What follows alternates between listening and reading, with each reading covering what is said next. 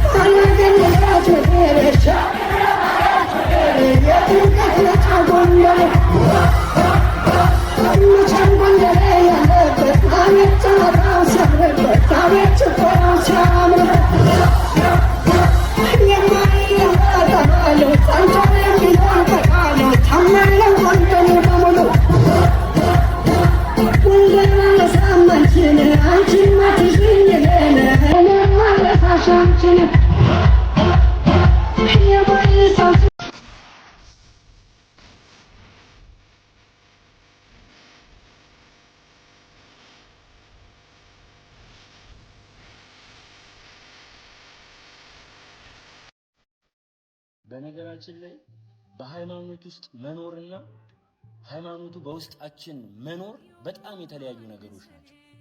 እዚህ የተሰበሰቡ ሰዎች እነሱ በሃይማኖት ውስጥ አሉ እንጂ ሃይማኖቱ ግን በውስጣቸው የለም። ይህ ኃጢአት ነው፣ ጽድቅ አይደለም። ይህ ነውር ነው፣ ክብር አይደለም። እናንተ ተሰድባችሁ ቤተ ክርስቲያንን ለምንድነው ሰድቦ ለሰዳቢ ያሳለፋችሁ የምትሰጡት እንዴ? ከትላንትናው ዘንድሮ ይሻላል ስንል ከትላንትናው ዘንድሮ ብሶ ተገኘ። በዛሬ ነገር ውስጥ ነገን አሻግረን ስንመለከት ደግሞ ነገን መገመት በፍጹም አይከብድም እንዴ። የቅርብ ጊዜያችን ትውስታችን እኮ ነው። ትላንትና ላይ የጥምቀት ኮንሰርት፣ የፋሲካ ኮንሰርት እያሉ አርቲስቶች፣ ዘፋኞች ወጥተው ኮንሰርት ሲያዘጋጁ እራቸው ላይ ኤክስ እያደረግን ስንቃወማቸው ነበር። ለምን ሩቅ እንሄዳለን? ሐዋሳ ገብርኤል አንድ ጭፈራ ቤት የምታስተዋውቅን ሴት እንዴት እንደተቃወምናት እኮ እናውቃለን እንዴ። ምን ማለት ነው ይሄ? ምን ማለት ነው? ሰው ታቦት ሊያከብር ወጥቶ በዚህ ልክ ረክሶ ምክንያት ምንድን ነው እንዴ? ለራሳችን አናስብ። እንዴት ነው ለቤተ ክርስቲያኗ ማናስበው? ለቤተ ክርስቲያኗ ገጽታ፣ ለሀገር ገጽታ፣ ለጎንደር ገጽታ እንዴት ነው ማትጨነቁት ማታስቡት እንዴ? ህብረታችን ሊሆን የሚገባው ወደድክም ጠላህም ከቅዳሴው፣ ከማህሌቱ፣ ከኪዳኑ ነበረ፣ ከዝማሬው ነበረ እንጂ በጭፈራ እየዘለልን ጥምቀት እንዲህ ነው የሚከበረው ይህ ነው ገጽታው የሚል አይነት ነገር ለኢአማኝ ሰዎች መስጠት አለብን ብዬ አላምንም በፍጹም። ይሄ ትክክል አይደለም፣ ነውር ነው፣ ኃጢአት ነው፣ ወንጀል ነው፣ በደል ነው እየፈጸማችሁ ያላችሁት። ትላንት የጎንደር ጥምቀት አከባበር ይህ ነበር ወይ? እንዴ ሰዎች የጎንደር ጥምቀትን ባይመሯቸው ሲያስቡ ለምንድነው ዘፈን ጭፈራው እንደዚህ አይነት ወከባው ባይመሯቸው እንዲመጣ መታደርጉት? ስንት የሚነገርላት ነገር እያለ ጎንደር ስንት ባህላዊ ትውፊት እያለ ስንት የሃይማኖት መልኳ መውጣት እየቻለ ጥቂቶች በሚያደርጉት ነገር ብዙዎች ዝም በማለታቸው እያተረፈን አይደለም እየከሰረን ነው። ከዚህ የሚሄደው ጥምቀትን ሊያከብር አይደለም፣ እመኑት። አብዛኛው ስጋውን ሊያስደስት የስጋውን ፈቃድ ሊፈጽም ነው። ብዙዎቹ ግን እዛ ያላችሁ ጎንደር ላይ የምትገኙ ቤተክርስቲያኗን፣ ትውፊቷን፣ ዶግማዋን፣ ቀኖኗን ጠብቃችሁ ጥምቀትን የምታከብሩ ምእመናን ይህንን ልትቃወሙ ይገባል። ሊቃውንተ ቤተክርስቲያንም ጉዳዩን አብዝታችሁ ልታወግዙት ይገባል ብዬ አምናለሁ፣ አስባለሁ። ይህ የልጅነት ምልከታዬ። ጥምቀትን ስናከብር የተጠመቀውን ጌታችን መድኃኒታችን ኢየሱስ ክርስቶስን ልናከብረው እንጂ በዓሉን ብቻ አክብረነው ወደ ቤታችን ልንሄድ ይገባል ብዬ አላምንም። እንደተመለከታችሁት ነው እንግዲህ በጣም እጅግ በጣም ነው የሚያሳዝነው። አሁን እንግዲህ የጥምቀት በዓል ከ9 አበይት በዓላት መካከል አንዱ ነው በቤተክርስቲያናችን ማለት ነውና ስርዓት እየለቀቀ ፈር እየለቀቀ መንገድ እየለቀቀ ይሄዳል። እንግዲህ አሁን ጎንደር ታሪካዊት ከተማ ናት፣ ታሪካዊት ክልል ናት። ከኢትዮጵያ ክልሎች መካከል አንዷ ናት ጎንደር፣ ያውም የሊቃውንት መፍለቂያ ማለት ነው። ሃይማኖተኞች ያሉበት አካባቢ፣ ሃይማኖተኞች ያሉባት በተለይ በአቋቋሙ በድጓው በቅኔው ብንል በጣም ሊቃውንቱ ለከተማው ሁሉ የሚደርሱ ሊቃውንቶች የሚፈልቁባት የመጻሕፍት መምህራን ብንል የሚፈልቁባት ከተማ ናት ይቺ ጎንደር ማለት ነው። እና ያውም የሊቃውንት መፍለቂያ በሆነችው በጎንደር እንዲህ አይነት የጥምቀትን በዓል ለማክበር ተወጥቶ ጭፈራዎች ማለት ነው፣ መዳራት ማለት ነው። ይሄ እንዴት ነው? እኔ በምን አይነት መንገድ እየተመለከትን ነው እንደሆነ አይገባኝም። ኦርቶዶክሳውያን እኮ ነን ይሄን እያደረግን ያለ ነው። ልናከብር የወጣነው የጌታችን የመድኃኒታችን የኢየሱስ ክርስቶስን የመስቀል በዓል እኛስ እያደረግን ያለ ነው የዲያብሎስ የሚወደውን ስራ ተግባር ነው እያከናወነ ያለ ነው። እንግዲህ ታቦታትን ሸኝተን ታቦታትን ወደ የመኖሪያ ክብራቸው መልሰን ጭፈራ መጨፈር ማለት ምንድነው? መዝለል ማለት ምንድነው? መዳራት ማለት ምንድነው? ወጣቱ የሄደው እኮ በረከትን ለማግኘት ነው። ይሄ በአመት አንዴ በጉጉት ጠብቀን የምናገኘው በዓል ነው። በጣም ደስ የሚል የአደባባይ በዓል ነው። ማንነታችን የምናሳይበት የአደባባይ በዓል ነው። ሃይማኖታችን የምናስተዋውቅበት የአደባባይ በዓል ነው። የዓለምን ሕዝብ ትኩረት የሚስብ የአደባባይ በዓላችን ነው። ይህም በዓል ታዲያ ከዓለማዊ በዓል ጋር እኩል እያከበር ነው፣ እየጨፈርን እየዘለልን ማለት ነው። ታዲያ እግዚአብሔር በምን ይታረቅ? ታቦታቱ ወጥተው ምድሩን ባርከው ሲመለሱ እኛ ያንን ታቦታቱ የባረከው ምድር በዝላይ እናረክሰዋለን። እግዚአብሔር ታዲያ እንዴት ይታረቅ? እግዚአብሔር ታዲያ ወደኛ እንዴት ይቅረብ? እንዴት ይቅር ይበለን? ምን እየተደረገ እንደሆነ ግራ እየገባኝ ነው። አንድ በጣም ጽጌ አስተራ የተባሉ ሰው በፌስቡክ ገጻቸው የጻፉት በጣም ገንቢ የሆነ ሐሳብ አለ። በእውነት ለጎንደር አልቅሱላት ነው የሚለው ርዕሳቸው ራሱ ማለት ነው። ለጎንደር አልቅሱላት፣ ሊከብሩ የወጡ ልጆች እንደወጡ ቀረዋል። ይቺ እኔ ከ5 ዓመት በፊት የማውቃት ጎንደር አይደለችም። ጥንታዊትና ቅድስተ ቅዱሳን የነገስታት መዲና ከሆነች ጎንደር ላይ ሌላ ጎንደር በቅላለች ይችላል። አስቀድመን ተናግረን ነበር። ዘንድሮ ባሰ። የቴዲ አፍሮ የሙዚቃ ኮንሰርት እንኳን በዚህ ልክ የሰው ልጅ አሳብዶ አስደንሶ አያውቅም። መንፈሳዊ በዓልነቱን በሙዚቃ የጭፈረ ኃይል ተገልብጧል። ሁሉም ለበዓል የመጣ ሰው አይኑን ከመንፈሳዊ ስርዓት ነቅሎ በተካሄደው ጭፈራ ላይ ተኩላል። ልብ ይሰብራል፣ አንገት ያስደፋል። ስራዬ ተብሎ የሙዚቃ ድግስ ቢዘጋጅ እንኳን በዚህ ልክ ዳንስ አይካሄድም። እንዲህ በጭፈራ ያመሸ ወጣት ቀጣይ ምን ይስራ? አዝናለሁ ይላል። ልታተርፉ ወጥታ ከስራ የተመለሰች ቤተክርስቲያን እንዴት ልታዝን ይገባት ይሆን? ለጎንደር ጸልዩላት። ልትፈውስ ወጥታ ተሰብራ የተመለሰች፣ ልትባርክ ወጥታ በረከቷን የተነጠቀች ስትሆን እንዴት ታዝን? ሲተክል ውሎ መንቀል፣ ሲያንጽ ውሎ ማፍረስ፣ ሲገነባ ውሎ መናድ ይላችኋል። ይሄ ነው ሲሰራ ውሎ ደሞዙን የተነጠቀ ሰራተኛ እንዴት ያሳዝናል። ሲዘምር ውሎ ሙዚቃ ክብሩን የተነጠቀ ክርስቲያን እንዴት ያስጨንቃል። ዜማው ተውጧል፣ መዝሙሯ ተዘንግቷል፣ መንፈሳዊ ማንነቷ ደብዝዞ ሌላ ገጽታ ያላት ሆናለች። እብዶች ተሰብስበው መጥተው ወጣቷን አሳበዷት። ዘፋኝ መንግስተ ሰማያት አይወርስም። አዎ አይወርስም። እንዴት ሰው ታቦት ሲያጅብ ውሎ የተቀናበረ ጭፈራ ያስከትላል? ታላቁን የጎንደር በዓል በዚህ መልክ ነበር የምንገልጠው። ለምን አዲስ አበባ በዚህ መልክ ሳይገለጥ ቀረ? ለምን መቀሌ፣ ለምን ደሴ፣ ለምን ሸዋ፣ ለምን ባህር ዳር? ጎንደር በሙዚቃ በዓሏን ታከብር ዘንድ ሌላ ቀኖና አላትን? የሃይማኖት ሀገር ጎንደር ለታዳሚዋ የምታሳዩ ይህንን ነበርን? ለፈጣሪዋ የምትሰዋው መስዋዕት ይህ ነበርን? ሰንበት ተማሪዎች ይህንን ቦታ አንቃችሁ ይዛችሁ እስከ ምሽት ብትዘምሩበት የትም አይደርሱም ነበር። ዳሩ ግን ምን ይሆናል? ሰው የለኝም አለ መጻጉዕ። ሰው ጠፋ። ጎንደር በዚህ ልክ ሆነች ማለት ነው። ጎንደር በዚህ ልክ ወደረች ማለት ነው። ያቺ የሃይማኖት ሀገር፣ ያቺ የሊቃውንቱ ሀገር፣ ያቺ የነገስታቱ ሀገር። ታዲያ ይሄ ወዴት እየሄድን ነው? ከዚህ የምንሄድ እኮ ኢትዮጵያውያን፣ ከዚህ የምንሄድ ኦርቶዶክሳውያን ነን። ይህን እያደረግን ያለ ነው። ክፉ ልምድ እያስለመድን ያለ ነው። ትላንት ከትላንት ወዲያ ያልነበረ ዛሬ ከየት መጣ? ለምንድን ነው ይህን ታሪክ ለማበላሸት የተፈለገው?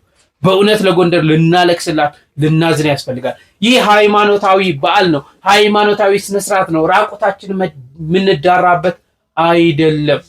እግዚአብሔር በምን ይታረቀን ታዲያ? አሁን የተባረከው ምድር በዚህ ልክ አረከስ ነው። ታቦታቱ ረግጠው ያለፉትን ምድር እኛ በጭፈራ በዚህ ልክ አረከስ ነው ማለት ያሳዝናል። ይሄ ተገቢ አይደለም። ልንታረም ያስፈልጋል። ወደ እግዚአብሔር ልንቀርብ ያስፈልጋል። ንስሐ ልንገባ ያስፈልጋል። ይህ እጅግ ያሳዝናል። ቤተ ክህነቱም በዚህ ላይ ስራ ሊሰራ ያስፈልጋል። አትሊስት ሌላው ቢቀር ሃይማኖታዊ ስነስርዓት በዓላቶችን ማስከበር አለበት፣ በአግባቡ ማስከበር አለበት። ቤተ ክህነት በዚህ ውስጥ እጁን አስገብቶ ትክክል አይደለም፣ የቤተ ክርስቲያን በዓል በዚህ ልክ አይከበርም ብሎ ከፊት መቅደብ አለበት። ግን መጻጉዕ ሰው የለኝም ማለት ሰው አተናልኛ። እግዚአብሔር አምላክ ምሕረቱን ያምጣል። እሺ ዛሬ ቃና ዘገሊላ በዓል ነውና ዶቤካ ሚካኤል በተለያዩ ቦታዎች የተከበሩትን የበዓል አከባበሮች እኔና እንጨርሳለን።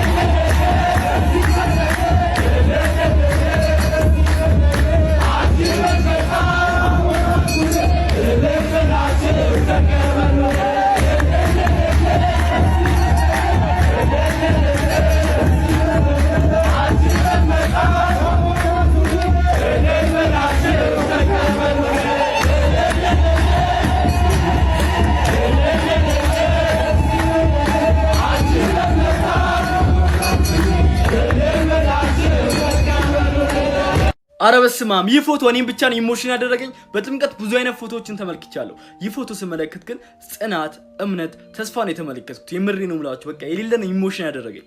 ተመልከቱ። በቀኝ እጇ ኦክሲጅን ይዛለች፣ በትከሻዋ ደግሞ ምንጣፍ። የምሬ ነው የምላችሁ። ቢግ ሪስፔክት። በቃ ምንም ቃል የለኝም። ሐሳባችሁን ኮሜንት ላይ አስቀምጡ። ይህ ቪዲዮ አቅም እንዲኖረው ሼር፣ ላይክ፣ ሪፖስት አድርጉ። ተጽዕኖ ፈጣሪ ቲክቶከሮችንም በኮሜንት ሜንሽን አድርጓቸው። ይህ ኑሮ ቢያጎሳቁለውም ቢያደክመውም እህል ባፉ ባይዞርም ልብሱ ቢቆሽሽም ንጹህ ልቡ ግን አምላኩን በዝማሬ ለማመስገን ያላገደው ይህ ወጣት በዚህ ፕላትፎርም ሲመላለስ የብዙሃኑን ልብ ነክቷል። ለቀጣይ ዓመት የጥምቀት በዓል እኛ በምናየው መልኩ በተሻለ ያገለግል ዘንድ እንድናግዘው በፈጣሪ ስም ጠይቃል።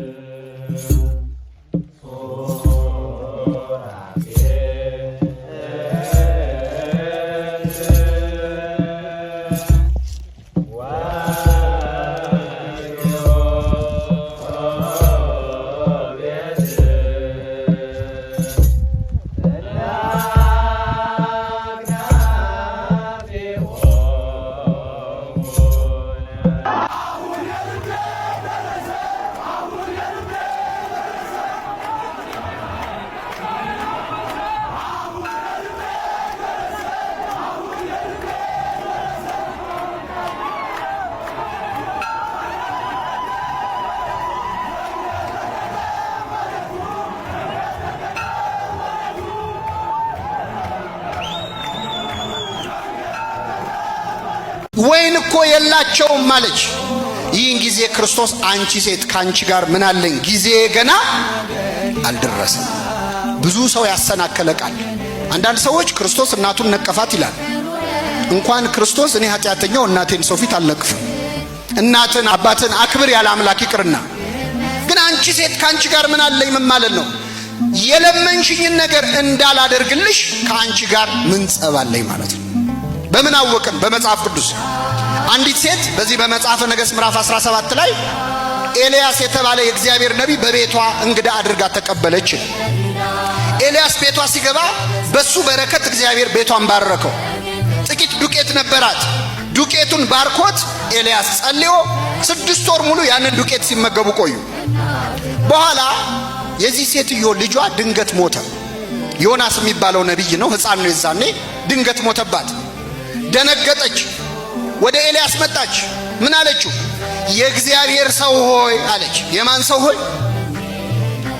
ኃጢአቴን ለእግዚአብሔር ነግረህ ልጄን ልትገድል ነው ወይ ወደ ቤቴ የመጣኸው? ከአንተ ጋር ምን አለኝ አለችው ይላል። ካንተ ጋር ምን አለኝ ማለት ምን ጸብ አለኝ ካንተ ጋር ማለት? ከኔ ጋር ምን አለ አይደለም፣ እሱ ጸብ ነው። ከኔ ጋር ምን አለ አይደለም፣ ካንተ ጋር ምን አለኝ? ኃጢአቴን ነግረህ ልጄን ገደልክብኝ አለች።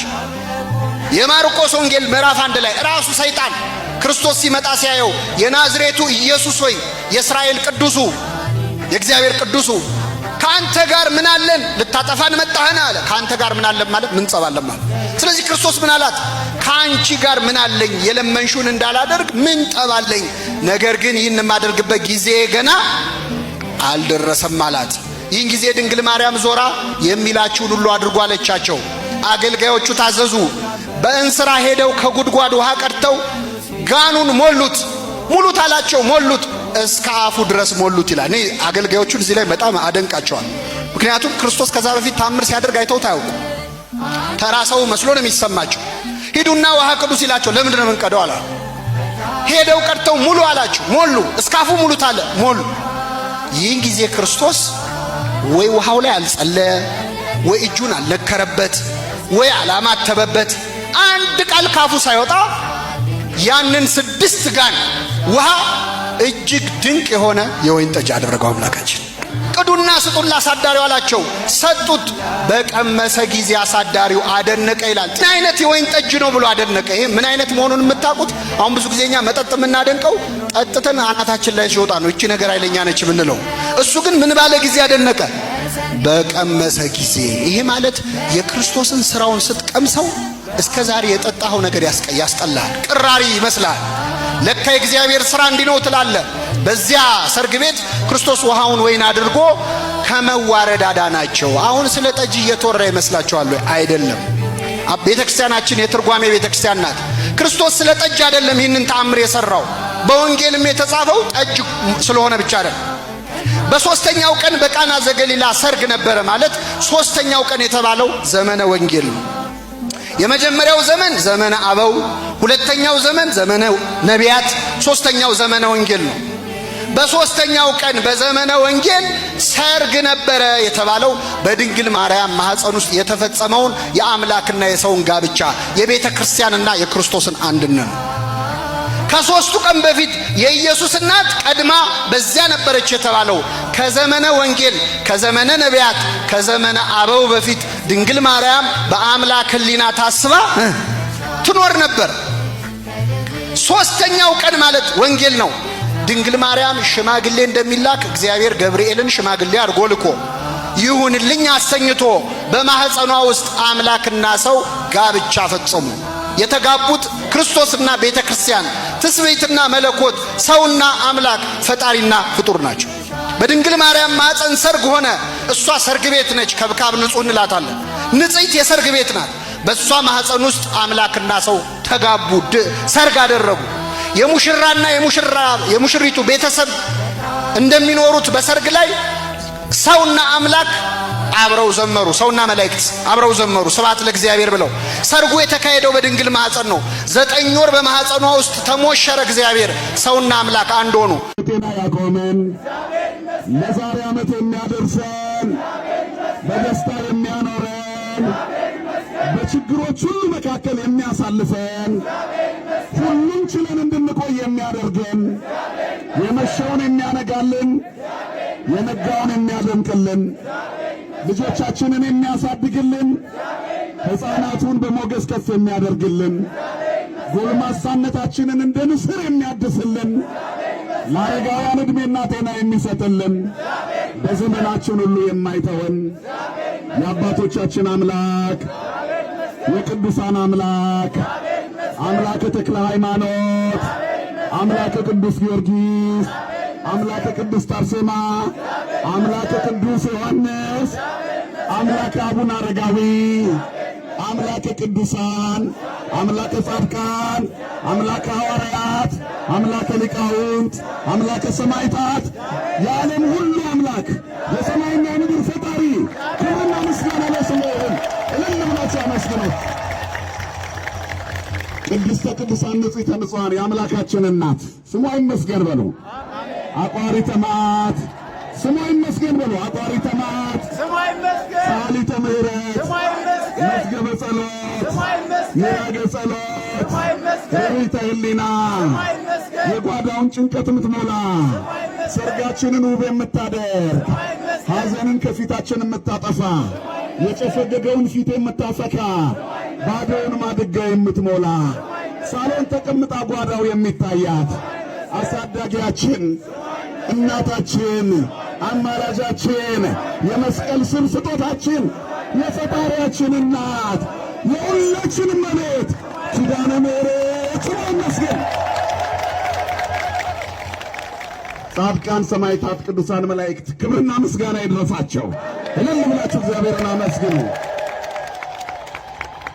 በዚህ ሁሉ መካከል የምናመሰግናቸው ሰዎች አሉ።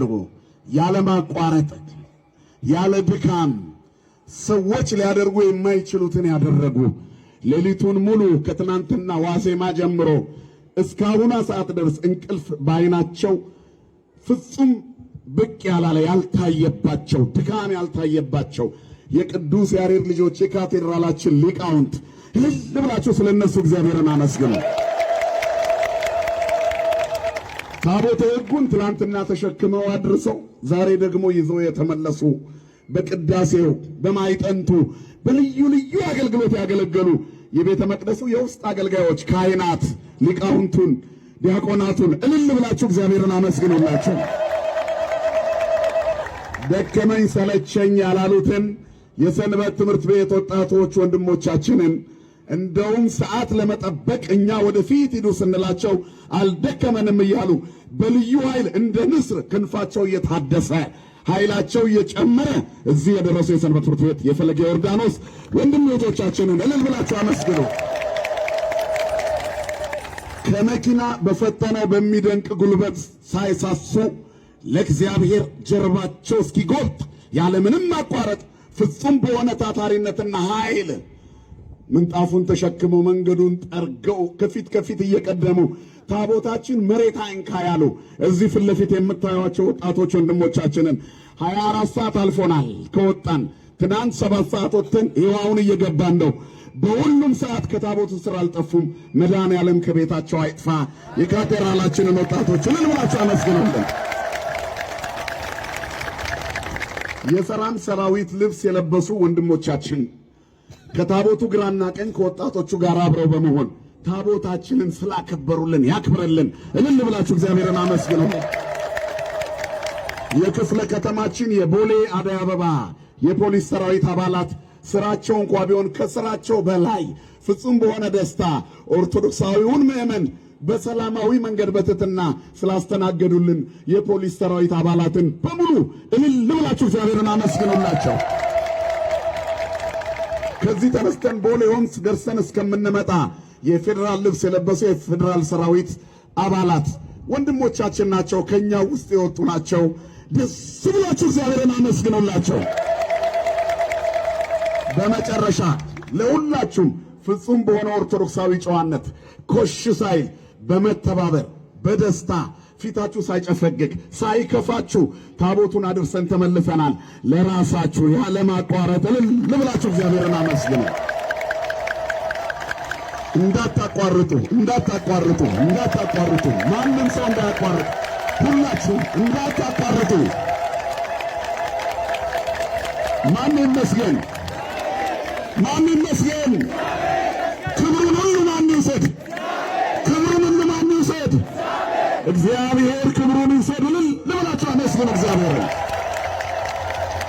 አሁን ያለማቋረጥ ያገለገሉትን ወንድሞቻችንን እዚህ ፊት ለፊት የቆሙት በሙሉ ጎንበስ ብላችሁ ትሰግዳላችሁ። በታቦቱ ፊት አስወጥታችኋል። በክብር ሊገባ ነው። በጸሎተ ማርያም እናንተም ትባረካላችሁ። እንግዲህ ለዓመቱ በሰላም እግዚአብሔር አምላክ ወደ ቀልባችን መልሶ ሁላችንንም በይቅርታ ለዓመቱ በሰላም ያደርሰን ለማለት እወዳለሁ። እጅግ አከብራችኋለሁ። እስካሁን አብራችሁን ስለነበራችሁ ሐሳብ አስተያየታችሁን መስጠታችሁን እንዳዘነጉ ቸር ቆዩልኝ።